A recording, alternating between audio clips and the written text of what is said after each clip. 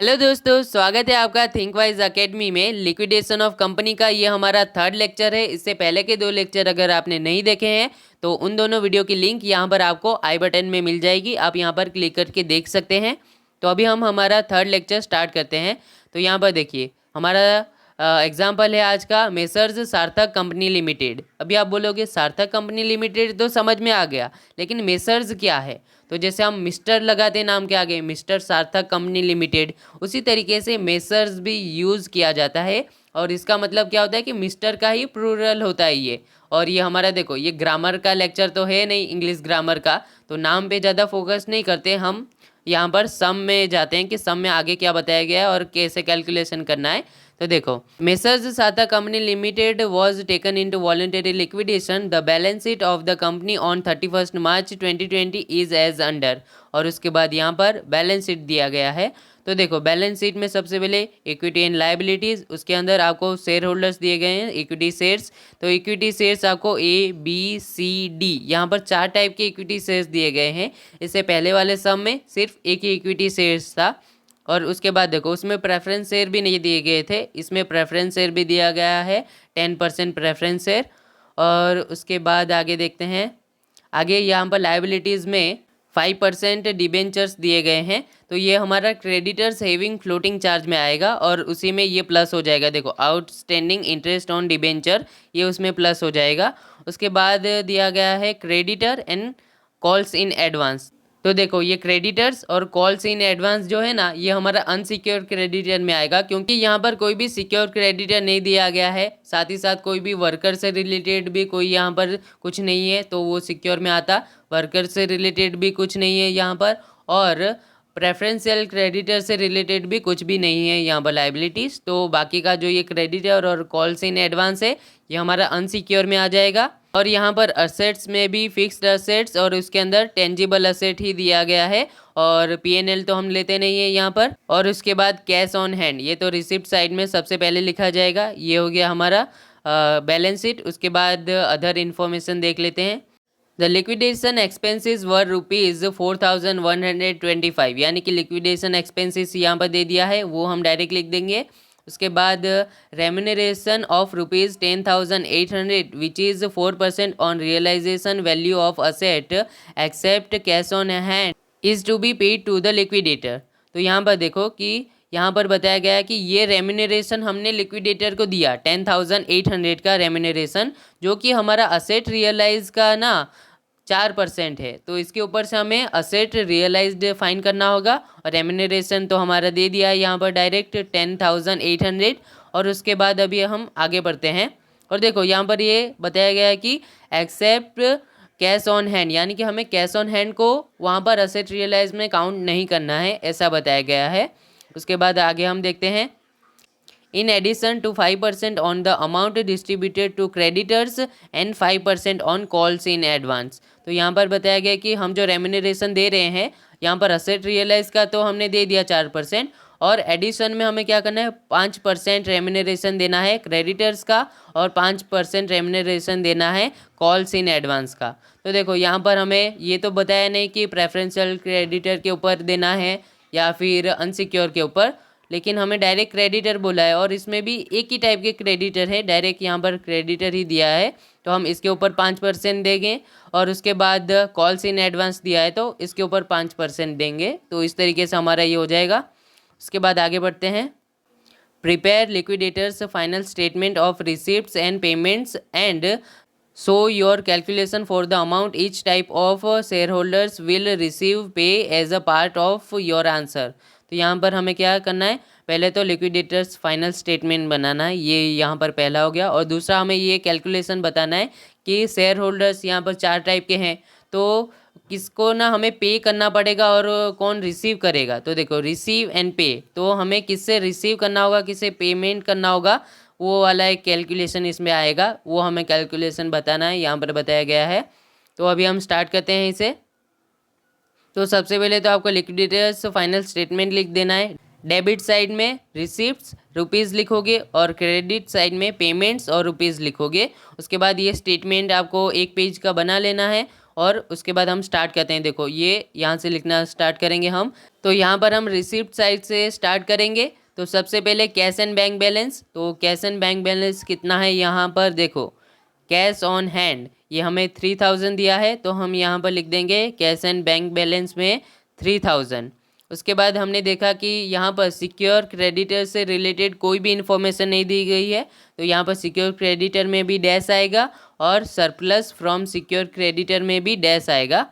उसके बाद third point है असेट रियलाइज्ड, और इससे रिलेटेड एक इन्फॉर्मेशन ही हमें यहाँ पर दिया गया है। देखो यहाँ पर दिया गया है कि हमारा लिक्विडेटर को जो रेम्यूनरेशन है वो 10,800 है, जो कि 4% है हमारा असेट रियलाइज का।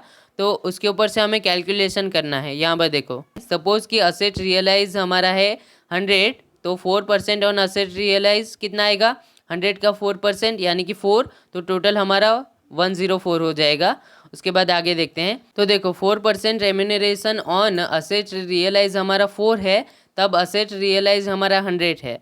तो 4 की जगह पर हमें अमाउंट दिया गया है 10,800, तो उसके सामने हमारा असेट रियलाइज कितना हुआ। तो यहाँ पर हमें क्रॉस मल्टीप्लिकेशन करना है। तो यहाँ पर देखो हम क्या करेंगे, 10,800 इंटू 100 डिवाइडेड बाई 4, तो हमारा आंसर आ जाएगा 2,70,000। तो ये हमारा असेट रियलाइज हो गया, और ये हमने यहाँ पर बता दिया है असेट रियलाइज में हमारा आएगा 2,70,000। तो हमारा रिसिप्ट साइड हो गया। अभी हम पेमेंट साइड आ जाते हैं। सिक्योर क्रेडिटर ये तो हमारा हो चुका है। उसके बाद लिक्विडेशन एक्सपेंसेस, ये हमें यहाँ पर देखो दिया गया है। लिक्विडेशन एक्सपेंसेस हमारा है 4,125, तो यही हमने यहाँ पर लिख दिया है 4,125। और उसके अंदर आता है लिक्विडेटर्स रेम्यूनरेशन। हमें 3 टाइप के रेम्यूनरेशन देने थे। एक हमारा 4% ऑन असेट रियलाइज्ड, और 5% on creditors, 5% on calls in advance. तो ये हम दे देते हैं। तो यहाँ पर देखो हमारा असेट रियलाइज का तो पहले से ही हमें दे दिया था 10,800, और उसके बाद 5% ऑन क्रेडिटर्स हमें देना है। तो क्रेडिटर हमारे कितने हैं देखो, हमारे यहाँ पर क्रेडिटर्स हैं 51,000, तो इसका हमें 5% देना है। तो हम लिख देंगे 51,000 और इसका हम 5% कर देते हैं, तो आएगा 2,550। ये हमारा आंसर आ रहा है। तो यहाँ पर हम लिख देंगे 2,550। उसके बाद कॉल्स इन एडवांस के ऊपर 5% देना है। तो कॉल्स इन एडवांस कितने हैं, तो यहाँ पर देखो कॉल्स इन एडवांस हमारे हैं 10,500, तो इसके ऊपर हमें 5% देना है। 10,500 इसका 5% होता है हमारा 525। तो देखो 525 आंसर आया। तो यहाँ पर हमने लिख दिया है 5% ऑन कॉल्स इन एडवांस 525, और इन तीनों का टोटल करके हमने लिख दिया है यहाँ पर 13,875। उसके बाद देखो प्रेफरेंशियल क्रेडिटर तो यहाँ पर है ही नहीं, तो थर्ड पॉइंट हमें लिखना है। ऐसा नहीं कि हम ये नहीं लिखेंगे थर्ड पॉइंट में डायरेक्ट हम ये क्रेडिटर हैविंग फ्लोटिंग चार्ज लिख देंगे, ऐसा नहीं होता। अगर आपको प्रेफरेंशियल क्रेडिटर नहीं दिए गए हैं फिर भी आपको लिखना है प्रेफरेंशियल क्रेडिटर्स, उसके बाद डैश करना है। उसके बाद ही फोर्थ पॉइंट लिखना है हमारा क्रेडिटर्स हैविंग फ्लोटिंग चार्ज। तो देखो क्रेडिटर्स हैविंग फ्लोटिंग चार्ज में क्या आएगा, डिबेंचर आएगा और उसका इंटरेस्ट आएगा। तो यहाँ पर हम देख लेते हैं डिबेंचर कितना दिया गया है। तो देखो 5% डिबेंचर हमारा है 60,000, और उसका इंटरेस्ट है आउटस्टैंडिंग इंटरेस्ट ऑन डिबेंचर हमारा है 10,500। तो यहाँ पर हम लिख देते हैं 5% डिबेंचर 60,000 प्लस आउटस्टैंडिंग इंटरेस्ट हमारा है 10,500, और यहाँ पर एडिशनल इंटरेस्ट नहीं आएगा क्योंकि यहाँ पर देखो उससे रिलेटेड कोई भी अदर इन्फॉर्मेशन यहाँ पर नहीं दिया गया है, तो एडिशनल इंटरेस्ट हमारा यहाँ पर नहीं आएगा। तो इन दोनों का टोटल हम कर देते हैं। तो टोटल आता है हमारा 70,500। उसके बाद फिफ्थ है अनसिक्योर्ड क्रेडिटर। तो इसमें क्या आएगा देखो, बाकी के बचे कितने, 2 ही बचे हैं यहाँ पर। एक तो है क्रेडिटर्स 51,000, कॉल्स इन एडवांस 10,500, यही 2 बचे हैं। तो यहाँ पर हम लिख देते हैं अनसिक्योर में क्रेडिटर हमारा 51,000, कॉल्स इन एडवांस हमारा 10,500, टोटल हमारा आ जाएगा 61,500। उसके बाद देखो उसके बाद हमें क्या करना है, 6 आता है प्रेफरेंस शेयर होल्डर्स। लेकिन यहाँ पर देखो हमें यहाँ पर चेक करना है कि हमारे पास इतना अमाउंट है कि हम प्रेफरेंस शेयर होल्डर को पे कर सकते हैं, वो हमें देखना है। तो देखो हमारा प्रेफरेंस शेयर होल्डर कितने हैं, तो यहाँ पर 10% प्रेफरेंस शेयर्स दिए गए हैं, तो हमारे प्रेफरेंस शेयर होल्डर 75,000 है।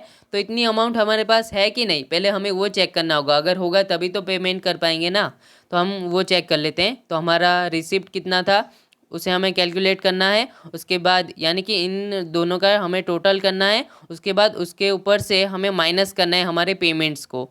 तो इन दोनों को हम प्लस कर लेते हैं। 3,000 प्लस 2,70,000, तो हमारा आ गया 2,73,000। इसमें से हमें माइनस करना है सारे पेमेंट्स को। तो हम पेमेंट माइनस कर देते हैं। 4,125 माइनस 13,875 माइनस 70,500 माइनस 61,500। तो हमारा अमाउंट आता है, हमारे पास देखो अमाउंट इतना है 1,23,000। तो हमें क्या करना है, हम 75,000 यहाँ पर दे सकते हैं, तो हमें यहाँ पर 75,000 दे देना है। तो वो भी हम माइनस कर देंगे यहाँ पर।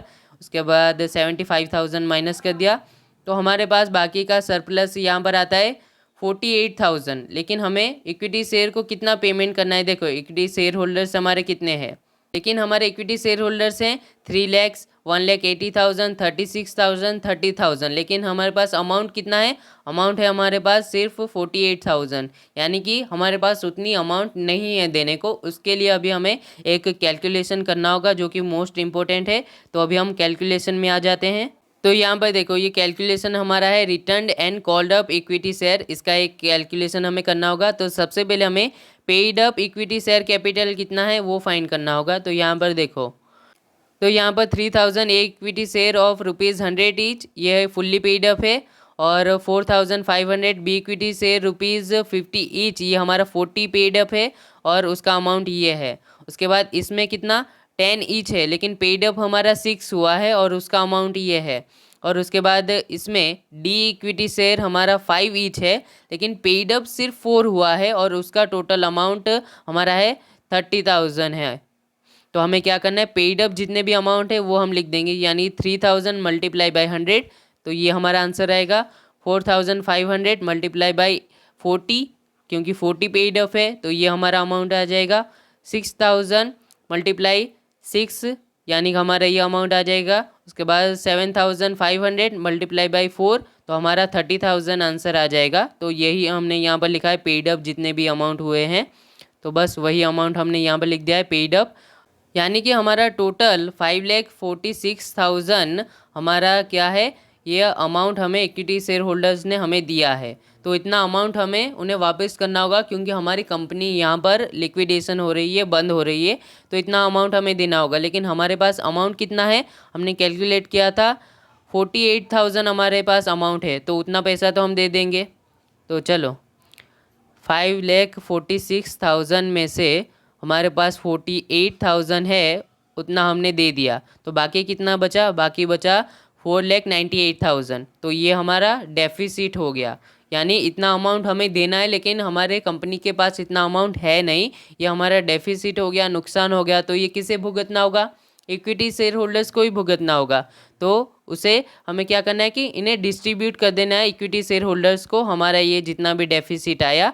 लेकिन उसका किस रेशियो में डिस्ट्रीब्यूट करेंगे, अभी ये सवाल आता है ना, किस रेशियो में हम डिस्ट्रीब्यूट करेंगे इक्विटी शेयर होल्डर्स को ये।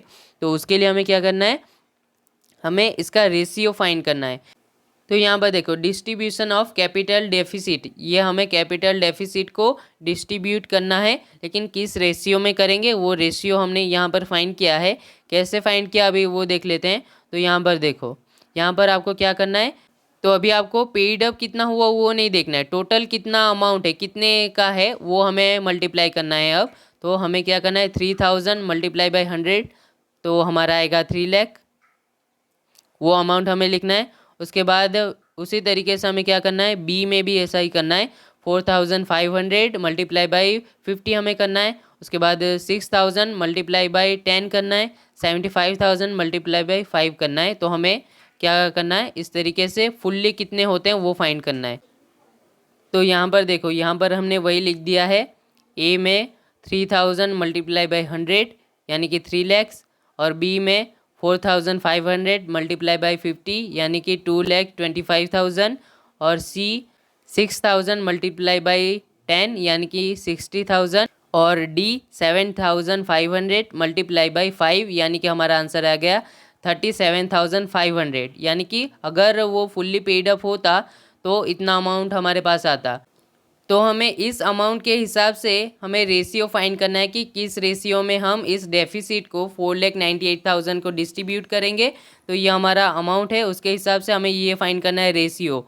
ए का रेशियो है 40, बी 30 एंड सी 8, डी 5। तो यहाँ पर हमारा रेशियो कितना आता है 40 जैम 30 जैम 8 जैम 5।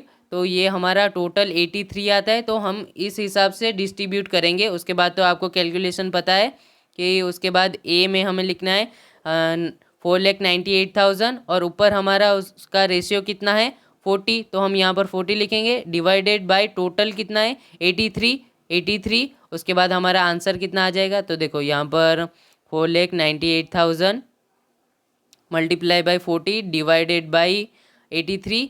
तो हमारा आंसर आ जाएगा 2,40,000। ये हमारा आंसर आ गया। इसी तरीके से हमें ये अमाउंट भी फाइंड करना है, ये अमाउंट भी फाइंड करना है और ये भी फाइंड करना है। लेकिन अभी देखो कई सारे स्टूडेंट होंगे जिन्हें ये रेशियो फाइंड करने में डिफ़िकल्टीज आती होगी, लेकिन ये रेशियो वाला तो हम पहले से ही सीखते आ रहे हैं कि किस तरीके से रेशियो फाइंड करना है। लेकिन अगर आपको ये समझ में नहीं आता ना तो देखो आप डायरेक्ट भी कर सकते हो। तो आपको क्या करना है कि ये अमाउंट जो है ये अमाउंट आपको ले लेना है। तो देखो हम लिख देंगे ए, ये ए है, उसके सामने हमने लिख दिया 4,98,000 मल्टीप्लाई बाई आपको ये पूरा अमाउंट ले लेना है 3 लाख ले लिया और उसके नीचे इन सभी का जो टोटल आता है ना उन सभी का टोटल यहाँ पर नीचे लिख देना है। उसके बाद आप करोगे तो यही आंसर आएगा। तो इन सभी का टोटल हम फाइंड कर लेते हैं। तो देखो इसका टोटल क्या आएगा 3 लाख 2,25,000 प्लस 60,000 प्लस 37,500।